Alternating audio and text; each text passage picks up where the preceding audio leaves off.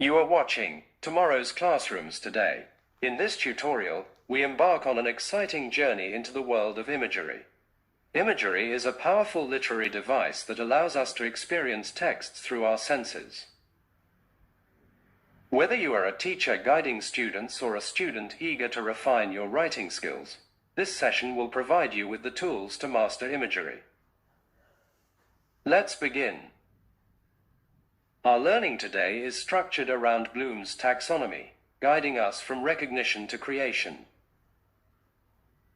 By the end of this lesson, you will not only recognize imagery, but also use it skillfully in your writing. Imagery is the paintbrush of language, allowing us to see, hear, smell, taste, and feel what the writer wants us to experience. It transforms ordinary writing into a sensory adventure. Imagery comes in 5 key forms, each tied to one of our senses. Visual imagery helps the reader see a scene.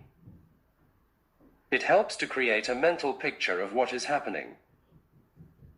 Let's try identifying visual elements in this sentence. Gnarled branches create a vivid mental image of twisted.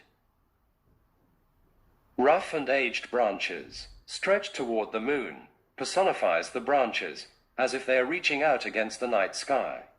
The moon adds a contrasting visual element, suggesting a nighttime setting. Auditory imagery helps readers hear the scene. Sounds add a dynamic layer to writing, whether it's the clang of a bell or the soft hum of a lullaby. What sounds can you hear in the sentence provided? Rustling evokes the sound of leaves moving. Whispered suggests a soft, hushed sound, reinforcing the auditory effect. Smell has a strong connection to memory and emotion. A single scent can transport us back to a special moment. What scents can you detect in the sentence? The aroma suggests a pleasant fragrance. Freshly baked bread evokes the specific, warm and inviting scent of bread right out of the oven. Taste is a crucial part of descriptions, particularly in food writing. Can you sense the flavors in this description? Rich and velvety describe the texture and depth of flavor. Chocolate directly refers to a specific taste. Melted on my tongue emphasizes the sensation of the chocolate dissolving, making the experience more vivid. Tactile imagery helps us feel texture and temperature through words. Touch can evoke warmth, discomfort, or even pain. How does tactile imagery make a scene more immersive? Rough describes the texture of the bark. Scraped conveys a physical sensation, suggesting a slightly harsh feeling. Against my fingertips emphasizes direct contact. Now, let's put our knowledge to the test.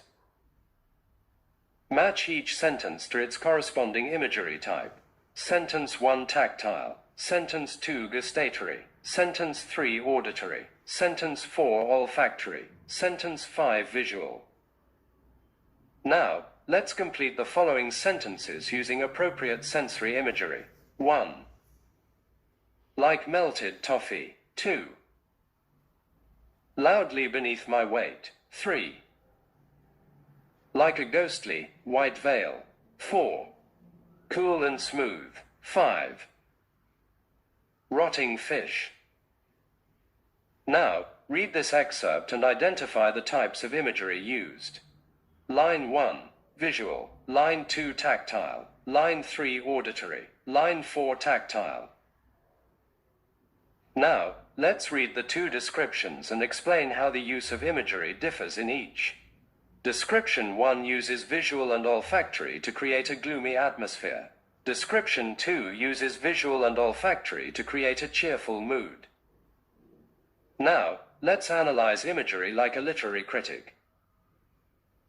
Analyze the poet's use of imagery in the given line using the Peel method. Point: the poet uses visual imagery. Evidence: spreading sugar over lakes. Explanation: snow is compared to sugar, helping the reader visualize a snowy scene. Link contributes to the poem's theme of winter's beauty. Let's apply our learning. Describe the images. Image 1. The golden sun dipped below the horizon. Image 2.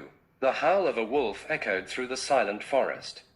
Image 3. The aroma of brewed coffee filled the air. Image 4. The silk dress felt smooth against her fingertips.